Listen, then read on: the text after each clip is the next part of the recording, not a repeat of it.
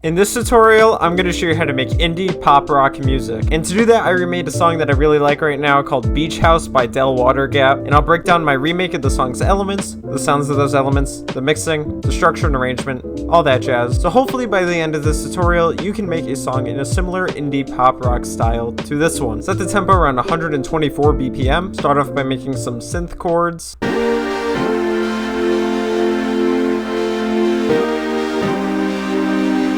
Just make the chords very simple and in an easy pattern like this, nothing too crazy, not changing too much, just like a very short one in the beginning and a very long one coming after that. For this instance in particular, any simple pattern of some pretty simple chords can work. I used a ton of presets to layer this sound for. I use this piano preset from Flex, this chords preset from MHA's Vital Sound Bank Volume 3, this chords preset from the same Vital Sound Bank, this one as well, and this one as well. It's an effects preset, but it works as a chord as well.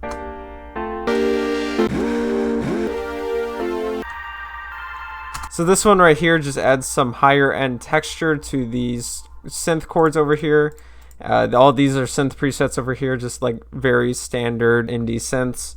And then this one up here is just a piano to add some extra background texture as well. So this is like a high-end texture effect, and then this is like some background amplification texture. And the only mixing I did on here is I put this standard EQ on here, which takes out a good chunk of the lows, because when we make a bass later, we don't want these lows to be muddy and counteract in the mix and make it sound all weird. And then a tiny bit of the highs as well, just so that that higher end is more present in the mix. Next, hit the bass notes of those chords and put them into some bass presets. And by bass notes, I just mean like the root notes of what these chords are. Take them and put them into a bass, and it should sound something like this.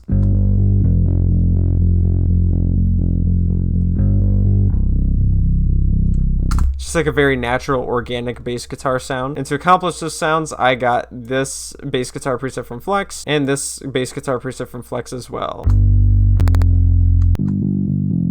So this one is where like that driven electric acoustic bass guitar sound, and then this one is just a chopped up bass guitar that doesn't really sound as natural, but it helps to amplify this one as well and add some rhythm to it as well. And the only mixing I did on here is I put a Fruity Blood overdrive on here with the main knob turned up a considerable amount, just so that we get that more distorted feel. Like in a pop rock song, we kind of want more of a distorted bass so that it sounds more gritty and dirty, and this Fruity Blood overdrive will definitely help with that, and also amplification for the volume as well. Now for the drums. The drums really focus around this main drum loop right here. You can get this from like Splice, which is paid for, or Looperman, which is completely free. This one in particular is from Splice. I really like their drum samples from over there. And these drums over here are just to add some extra amplification and texture to this drum loop over here. It's not really to stand out, just really help boost it up in the mix a little bit. So I have this kick right here.